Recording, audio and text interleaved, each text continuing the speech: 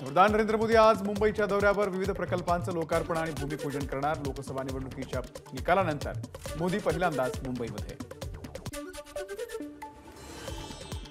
विधान परिषद निवडणुकीमध्ये महायुतीच्या 9 उमेदवारांचा विजय। यामध्ये भाजपचे 5, शिंदे गटाचे 2 आणि अजित पवार गटाच्या 2 उमेदवारांचा समावेश।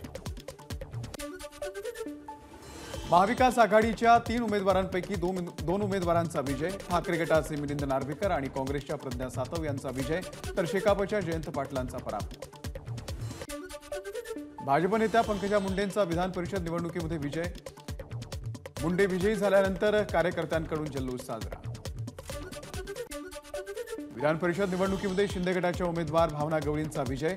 लोकसभा निवडणुकीमध्ये उमेदवारी नाकारल्यानंतर भावना गवळी नाराज असल्याच्या होत्या चर्चा। रामटेक लोकसभेचे माजी खासदार कृपाल तुमाने यांचा विधान परिषदेवरती विजय। विधान भवनामधील शिवसेना पक्ष कार्यालयामध्ये शिवसेना नेत्यांकडून तुमानेंचं अभिनंदन। विधान परिषद निवडणुकीमध्ये अजित पवार गटाचे उमेदवार राजेश विटेकर यांचा विजय। परभणीमध्ये लोकसभा निवडणुकीमध्ये उमेदवारी नाकारल्यानंतर विटेकर यांना विधान परिषदेमध्ये संधी।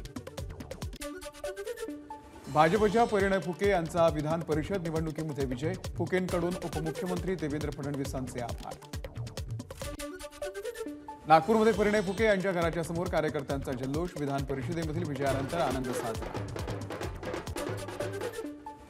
विधान परिषद निवडणुकीमध्ये भाजपचे उमेदवार योगेश टिळेकर यांचा विजय। योगेश टिळेकर यांना पहिल्यांदा विधान परिषदेवरती संधी। योगेश टिळेकरांच्या विधान परिषदेमधल्या विजयानंतर त्यांचा मुलगा आणि मातोश्रींना अश्रू अनावर। टिळेकरांनी आजवर केलेल्या कामाची ही पावती असल्याची टिळेकरांच्या मातोश्रींची प्रतिक्रिया। विधान परिषद निवडणुकीमध्ये पंकजा मुंडे विजयी झाल्यानंतर प्रीतम मुंडे भाऊक। पंकजा मुंडे यांच्या सर्व समर्थकांसाठी हा आनंदाचा क्षण, प्रीतम मुंडे यांचं वक्तव्य। पंकजा मुंडेंच्या विजयानंतर परळीमधल्या त्यांच्या यशश्री या निवासस्थानाच्या बाहेर कार्यकर्त्यांचा जल्लोष। फटाके फोडून पेढे वाटप, मुंडे समर्थकांकडून आनंद साजरा। विधान परिषद निवडणुकीमध्ये सदाभाऊ खोत विजयी। सांगलीच्या वाळवा तालुक्यातील भाटवडेमध्ये कार्यकर्त्यांकडून जल्लोष साजरा। राजेश विटेकर यांच्या विजयानंतर सोनपेठमध्ये कार्यकर्त्यांचा जल्लोष। फटाके फोडत आणि गुलाल उधळत विजयी जल्लोष साजरा। शिंदे गटाच्या भावना गवळींचा विजय। वाशिम शहरामध्ये शिवसेना शिंदे गटाच्या कार्यकर्त्यांकडून पाटणी चौकामध्ये फटाके वाजवत जल्लोष साजरा। शिंदे गटाच्या भावना गवळी यांचा विधान परिषद निवडणुकीमध्ये विजय झाल्यानंतर कार्यकर्त्यांचा जल्लोष। रिसोडच्या लोणी फाटा येथे चौकात पेढे वाटून फटाके फोडत जल्लोष साजरा। ठाकरे गटाकडून विधान परिषद निवडणुकीमध्ये मिलिंद नार्वेकरांचा विजय। विधान भवनाच्या बाहेर शिवसैनिकांचा जल्लोष। काँग्रेस कार्यालयामध्ये उद्धव ठाकरेंनी घेतली रमेश चेन्नीथला यांची भेट। यावेळी ठाकरेंनी मानले काँग्रेस आमदारांचे आभार। आमची मतं 42 होती, पण आम्हाला 47 मिळाली। ज्यांनी अधिकची मतं दिली त्यांचे आभार। विजयानंतर अजित पवार यांची प्रतिक्रिया। काही गद्दार बदमाश लोक आमच्यात होते, त्या बदमाश लोकांवरती काँग्रेस पक्ष कारवाई करणार। नाना पटोलेंची प्रतिक्रिया। ज्यांनी महाविकास आघाडीला मतं दिली नाही अशा काँग्रेस आमदारांची नावं आम्ही हायकमांडला पाठवली आहेत। या आमदारांवरती लवकरच कारवाई केली जाईल। पृथ्वीराज चव्हाण यांची प्रतिक्रिया। विधान परिषदेच्या विजयानं हुरळून जाऊ नका। 2 महिन्यात विधानसभेला जनता त्यांचा बुरखा फाडेल। माजी मंत्री प्राजक्त तनपुरे यांची प्रतिक्रिया। आपण पुन्हा एकत्र यायला पाहिजे। चंद्रकांत पाटलांशी भेटीच्या दरम्यान संजय राऊत यांचं वक्तव्य। त्यावरती हे तुमचं वाक्य असेल तर मीही लाईन घेणार। चंद्रकांत पाटलांचं उत्तर। तेव्हा राऊतांनी नेहमी लाईनच देतो असं म्हणत उपस्थितांमध्ये पिकला हशा। पश्चिम बंगालच्या मुख्यमंत्री ममता बॅनर्जी यांनी घेतली शरद पवारांची भेट। सिल्वर ओक या पवारांच्या निवासस्थानी ममतांनी घेतली भेट। पश्चिम बंगालच्या मुख्यमंत्री ममता बॅनर्जींनी घेतली उद्धव ठाकरेंची भेट। लोकसभा निवडणुकीनंतर पहिल्यांदाच ममता बॅनर्जी मुंबईमध्ये अनंत अंबानी यांच्या विवाह सोहळ्यातही सहभागी होणार। बहुजन विकास आघाडीच्या 3 आमदारांचं मतदानानंतर घेतली देवेंद्र फडणवीसांची भेट। विधानभवन परिसरामध्ये शरदचंद्र पवार पक्षाचे प्रदेशाध्यक्ष जयंत पाटील आणि अजित पवारांची भेट. दोघांनीही एकमेकांना हस्तांदोलन करत दृश्य कॅमेऱ्यामध्ये कैद. रणजितसिंह मोहिते पाटील भाजप कॅम्पमध्ये कायम. मोहिते पाटलांनी पक्ष कार्यालयामध्येच केली भाजप नेत्यांशी चर्चा. छत्रपती संभाजीराजे छत्रपती 14 जुलै रोजी विशाळगडावरती जाण्यावर ते ठाम. विशाळगडावर न जाण्यासाठी प्रशासन संभाजीराजेंना आवाहन करणार. विशाळगडावरच्या अनधिकृत मशीद बांधकामाच्या विरोधात शिवप्रेमींचं आझाद मैदानावरती धरणे आंदोलन. मंत्री मंगल प्रभात लोढा यांची आंदोलनस्थळी भेट. मुख्यमंत्री शिंदेंसोबत शिवप्रेमींची भेट घालून देत विशाळगडावरच्या अतिक्रमण हटवण्याचे दिले आश्वासन. भाजपचे आमदार नितेश राणे यांच्या अडचणीमध्ये वाढ होण्याची शक्यता. 2 समाजांमध्ये तेढ निर्माण केल्या प्रकरणामध्ये गुन्हा दाखल करण्याची अल्पसंख्याक समाजाची मागणी. पोलीस अधीक्षकांना निवेदन. दिल्ली विद्यापीठाच्या अभ्यासक्रमामध्ये मनुस्मृतीचा समावेश करण्यासंदर्भात प्रयत्न सुरू होते. मात्र शिक्षक संघटनेच्या विरोधामुळे अभ्यासक्रमामध्ये समावेश केला नाही. जितेंद्र आव्हाड यांची माहिती. आरक्षणाच्या लढ्यासाठी जरांगेंची आज छत्रपती संभाजीनगरमध्ये रॅली. सगळे सोयऱ्यांची अंमलबजावणीसाठी सरकारने घेतलेली वेळ आज संपली. मुख्यमंत्र्यांनी सगळे सोयरे अध्यादेश काढला तर मुंबई जाम करू. ओबीसीचे नेते लक्ष्मण हाके यांचा सरकारला इशारा. मनोज जरांगे यांच्या शांतता रॅलीमध्ये शिवसेनेचे नेते अर्जुन खोतकर आणि सीमा खोतकर या सुद्धा सहभागी. जालन्यामध्ये निघालेल्या शांतता रॅलीमध्ये खोतकरांसह हजारो महिलांची घोषणाबाजी. नांदेडमध्ये उपोषण करणाऱ्या रामचंद्र भरांडेंसोबत मुख्यमंत्र्यांनी साधला संवाद. अनुसूचित जातीच्या आरक्षणाचं वर्गीकरण करा या मागणीसाठी 12 दिवसांपासून उपोषण. प्रशिक्षणार्थी आयएस अधिकारी पूजा खेडकर दोषी आढळून आल्यास त्यांना आयएस पदावरून रुजू होऊ देणार नाही. तसंच त्यांच्यावरती फौजदारी कारवाई होणार. केंद्र सरकारच्या वरिष्ठ सूत्रांची माहिती. वादग्रस्त आयएस अधिकारी पूजा खेडकर यांच्याकडून आरोपीला सोडवण्यासाठी पोलीस उपायुक्तांवरती दबाव. नवी मुंबई पोलीस उपायुक्त विवेक पानसरेंकडून गृह मंत्रालयाकडे पत्र. वादग्रस्त आयएस अधिकारी पूजा खेडकर यांच्या कुटुंबियांनी ऑडी गाडीवरचा दंड भरला. 27,400 रुपये दंड शासनाकडे भरल्याची माहिती. रायगडमध्येही जोरदार पावसाची हजेरी. आजपासून पुढचे 4 दिवस रायगड जिल्ह्याला ऑरेंज अलर्ट. 2 दिवसांच्या विश्रांतीनंतर रत्नागिरीमध्ये पुन्हा पाऊस. सकाळपासून बहुतांश भागामध्ये पाऊस. 16 जुलैपर्यंत जिल्ह्याला हवामान विभागाचा ऑरेंज अलर्ट. पुढचे 5 दिवस भंडारा जिल्ह्याला हवामान विभागाचा येलो अलर्ट. गेल्या 2 दिवसांपासून जिल्ह्यामध्ये जोरदार पाऊस सुरू. कल्याण डोंबिवली परिसरामध्ये संततधार पाऊस. पावसामुळे काही भागात विद्युत पुरवठा खंडित. पालघर जिल्ह्यामध्ये जोरदार पावसाची हजेरी. बोईसर, डहाणू आणि चारोटी परिसरामध्ये मुसळधार पाऊस. गोंदिया जिल्ह्यामध्ये दुसऱ्या दिवशीही पावसाची जोरदार हजेरी. पावसामुळे वातावरणामध्ये गारवा. शेती कामांनाही वेग येणार. रायगडच्या पायी मार्गावरच्या वाळसुरे खिंडीच्या जवळ कोसळली दरड. 4 दिवसांपूर्वीच रायगड किल्ला पर्यटनासाठी बंद करण्यात आल्यानं कोणतीही जीवितहानी नाही. जळगावच्या जिल्हाधिकारी कार्यालयामध्ये विविध मागण्यांसाठी बहुजन मुक्ती पार्टीचं आंदोलन. नीट परीक्षा सरकारच्या नियंत्रणामध्ये व्हावी यासह विविध मागण्यांसाठी केलं आंदोलन. महात्मा फुले कृषी विद्यापीठाच्या 2 प्राध्यापकांचं उपोषण. सेवा ज्येष्ठतेची यादी डावलून कुलगुरूंकडून अन्याय केला जात असल्याचा प्राध्यापकांचा आरोप. 2 दिवसांपासून उपोषण सुरू. संगमनेर तालुक्यामधल्या आंबी खालसा गावामध्ये आंतरधर्मीय विवाहामुळे हिंदू संघटना आक्रमक.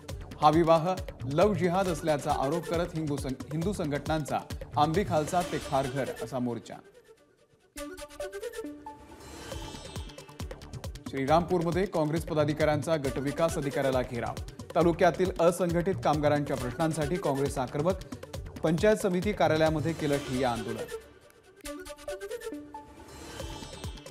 पंढरपूरमध्ये विविध मागण्यांसाठी धनगर समाज आक्रमक. मुख्यमंत्र्यांच्या हस्ते महापूजा रोखण्यासाठी मेंढ्यांसह धनगर समाज वेशीवरती दाखल. खड्ड्यांमुळे दुचाकी घसरून झालेल्या अपघातामध्ये महिलेचा मृत्यू. वसई विरार पश्चिमेकडच्या जकात नाकामधली घटना. ठाण्यातल्या डायघरमध्ये एका मुलीवरती बलात्कार करत हत्या केल्याची घटना. मंदिर सांभाळण्यासाठी उत्तर प्रदेशहून आलेल्या पुजाऱ्यांनी बलात्कार केल्याची माहिती. आरोपींना अटक. इंस्टाग्रामवरती केलेल्या आक्षेपार्ह पोस्टवरून शाळेकडून 11वी मध्ये शिकणाऱ्या विद्यार्थ्यांवरती कारवाई झालेल्या विद्यार्थ्यांनी केली आत्महत्या. कुटुंबियांच्या तक्रारीनंतर शाळेचा संचालक अटकेत.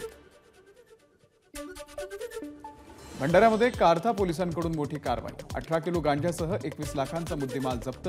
कोंबड्यांचं खाद्य वाहून नेणाऱ्या ट्रकमध्ये केली जात होती गांजाची तस्करी. जुन्या पुणे मुंबई महामार्गावरती गांजा विक्री करणाऱ्या टोळीला लोणावळा ग्रामीण पोलिसांकडून अटक. टोळीकडून 48 किलो गांजा पोलिसांनी केला जप्त. यवतमाळमध्ये चोरीच्या दुचाकी विक्री करणाऱ्या चोरट्यांना पोलिसांकडून अटक. चोरट्यांकडून 20 दुचाकी जप्त. लालखेड पोलिसांची कारवाई.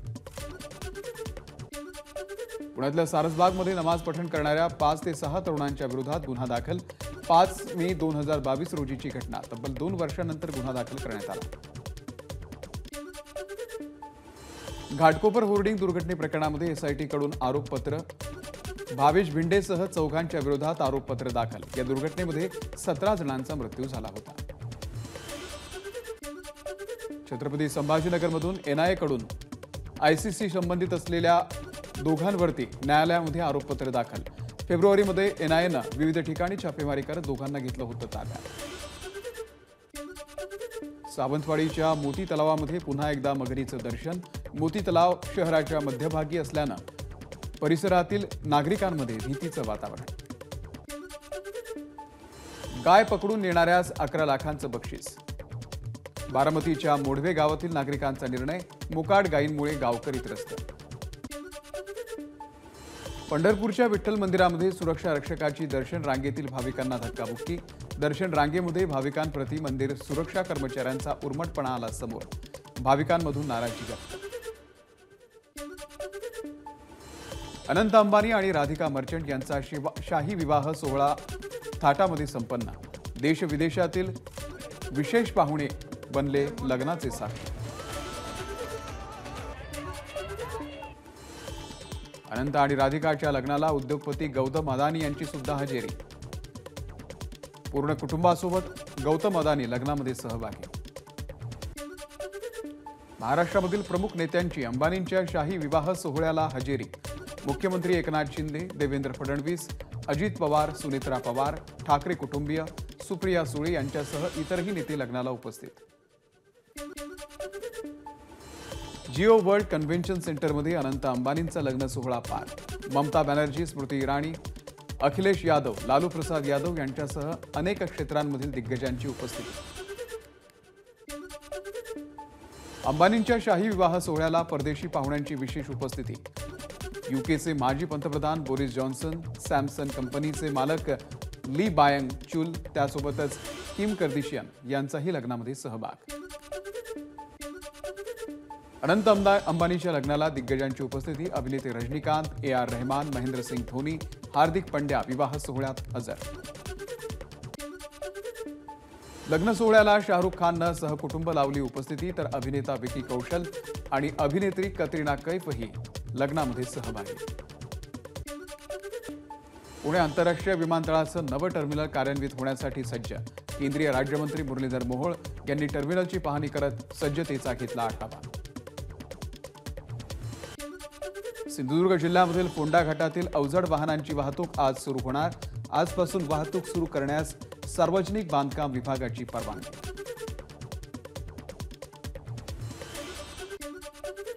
ठाणे महापालिका क्षेत्रामधील नौपाडा कोपरीमध्ये काही भागांमध्ये पाणी पुरवठा बंद. सोमवारी सकाळी 10 वाजेपासून रात्री 10 वाजेपर्यंत पाणी पुरवठा बंद राहणार. 5 वर्षांपासून भारतामध्ये अडकलेल्या चिनी महिलेला मिळणार 10 लाख रुपयांची नुकसान भरपाई.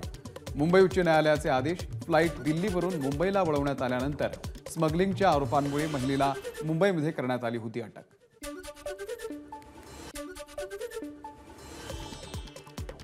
विम्बल्डन स्पर्धेच्या उपांत्य सामना पाहण्यासाठी भारतीय क्रिकेट संघाचा कर्णधार रोहित शर्माची उपस्थिती. यावेळी रोहित शर्माचा फॉर्मल लुक चर्चेत.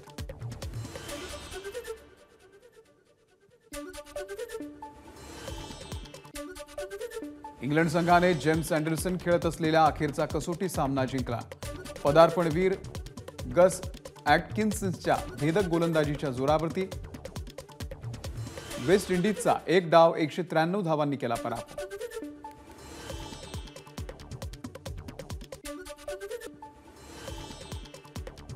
अभिनेता अक्षय कुमारला कोविडची लागण. गेल्या काही दिवसांपासून अक्षय कुमार आजारी. यापूर्वी 2021 मध्येही अक्षयला झाली होती कोविडची लागण.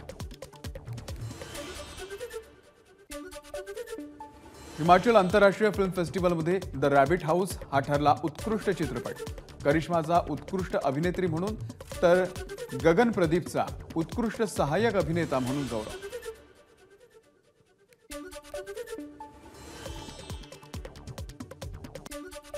जम्मू काश्मीरच्या बारामुल्ला जिल्ह्यामध्ये भूकंपाचा धक्का. 4.2 रिश्टर स्केल तीव्रतेच्या भूकंपाची नोंद.